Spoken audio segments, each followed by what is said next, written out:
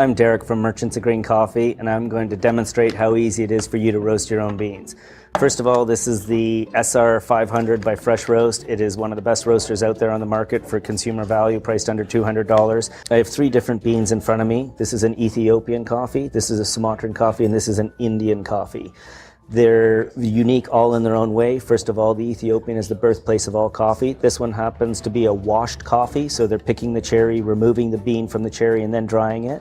The Sumatran coffee is an unwashed coffee, or what's known as a dry process. So they're picking from the same tree grown in a different region. They're taking the cherries and drying the cherries on racks or right on the ground with the beans inside. After the cherry is all dried, then they're basically removing the bean from inside a dried cherry. In this case, it's a processed coffee, which is an aged coffee. They are picking coffee, processing it to this state, then letting it get wet again, and then re-drying it. This is known as Monsoon Malabar, that's gone through a special process. But I think the most important thing that we're doing here is we're demonstrating to the consumer how easy it is for you to roast your own beans. But what we're really doing is we're giving you access to coffee at its absolute best. One of the most important parts of a coffee's quality is to be drinking it within a freshness date, because if you're drinking within this freshness date or period, the coffee is going to be much more rich in flavor and going to have all the different flavors that actually come from the region of the coffee.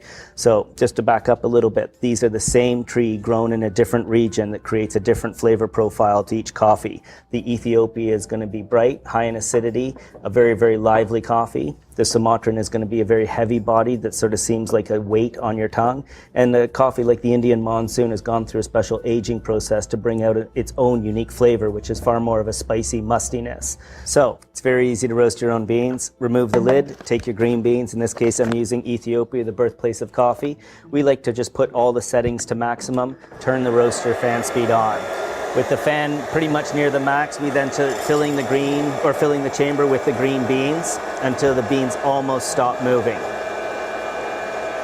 So there we are, just making sure we have decent movement at the top of the green beans. If there's no movement, the beans are going to burn on the bottom. This technology is not that much different from a hot air popcorn maker, but what definitely does set it apart as a full coffee roaster is both its temperature, but also is the fact that it has a lid to catch a small little chaff, which is just a byproduct of the roasting.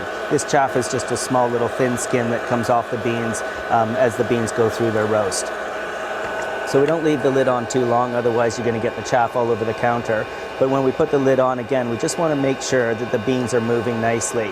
We can always adjust the fan speed if there's too little or too much. But one of the things you find if you just pour the beans until it almost stops moving is that you don't really have to think about it for a couple minutes. What you're really waiting for is the roast to develop, and you're going to see stages of changes of colors. First of all, they start as a green bean, then they go a yellowy color, and then they go to a light brown. And then eventually what they're doing is they're going to start turning into that typical coffee color that we know, which is that fully developed brown.